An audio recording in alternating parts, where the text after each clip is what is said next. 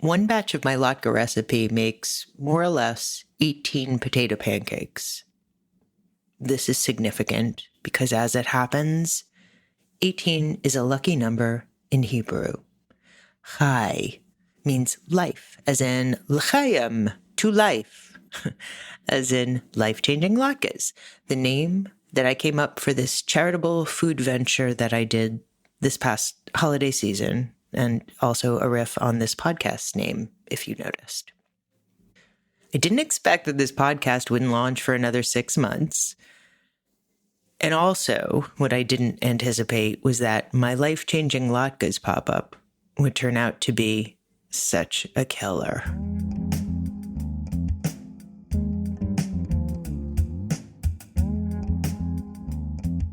Welcome to Life Changing with Dori Fern, a podcast about the messy middle between when you hit pause and what comes next.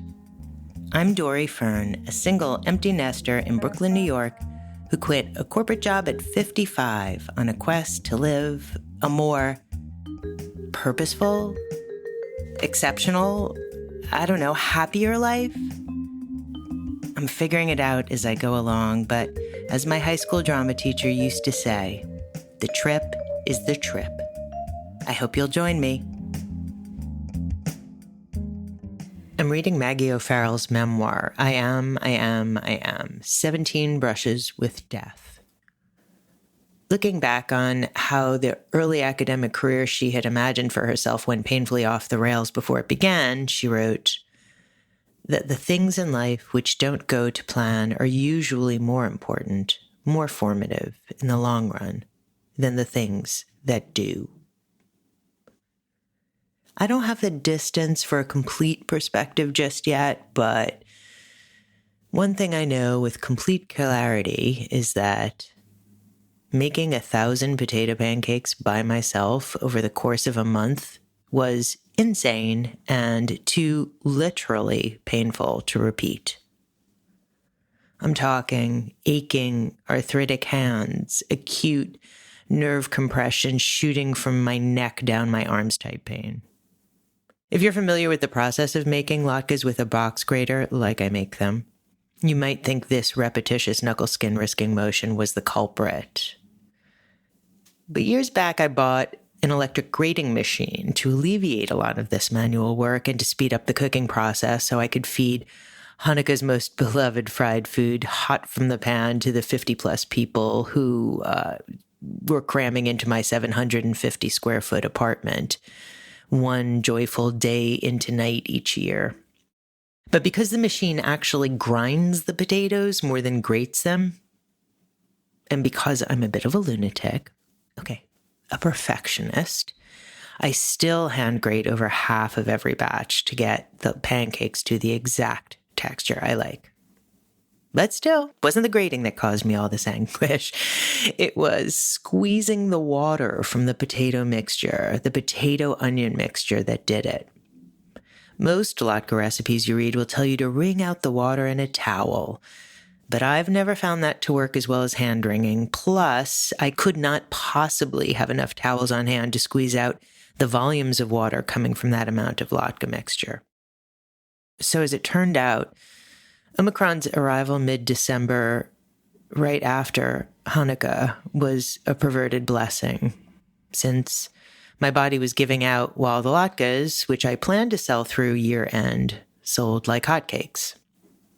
I made no push to remind anyone once the holiday ended that potato pancakes made a fine accompaniment for Christmas and New Year's celebrations, too. I wrote all about this latke stuff for Millie, a magazine about women and money, which I'll put a link to in the show notes. I talked about how much easier and more joyful this venture was in 2020 when I fried up as many latkes as I was able to in between doing my day job, and then sold them to friends and friends of friends over a couple of weeks, donating the entire $1,500 I grossed to a grassroots organization working to transform the food system. You can read the details there. You might wonder, though, how latkes became such an obsession for a reformed New York City Jew like me with no strong family memories of them, though my mother does tell me that we did, in fact, have latkes growing up, which I do not recall. It started for me with an article I wrote in 1998 about New York City's best potato pancakes for Time Out New York. It was and remains fascinating to me that you can take a few simple ingredients, potatoes, onions, and egg. I make mine without flour or matzo meal. And depending on your mastery of the technique and any number of other factors, like the duck fat I typically fry them in, produce something so beloved. At first, I made them kind of obsessively for my family all the time, throughout the year. But I believe it was 2007, not long after my divorce, that I threw my first latke party. It was a relatively small affair attended by a diverse assortment of mostly friends, including a crew of fellow Brooklyn parents. The memory that sticks with me of that time and really persisted over the years was the early, middle, and late night waves of people. Family and folks with young kids who arrived early for the latkes and the menorah lighting. The early evening arrivals that usually included my closest friends and colleagues who often helped out by bringing a dish or washing dishes. But it was the late night crew that was the most fun for me. That was when, after I made sure they got their fill of latkes, that I got to sit down, finally, and relax with a beer or something stronger. After 5 or so hours face down in a steam bath of duck fat and grease, I could finally let loose, relax, laugh, and enjoy the feeling of having done something hard, but deeply gratifying. People raved all night about the latkes and accompanying food and clearly dug getting to chat with an interesting assortment of people they did and didn't know. Now I got to bask in having pulled it off. It was often in the afterglow of this party that I would think about starting my own food business, latkes or otherwise. In fact, one of my first big ideas was to open a sandwich food truck. It was around 2003.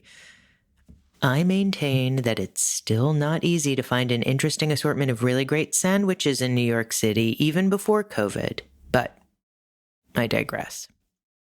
And speaking of which, this is probably where I should take a step back. Big life changes don't, at least not for me, stem from just one thing at just one time.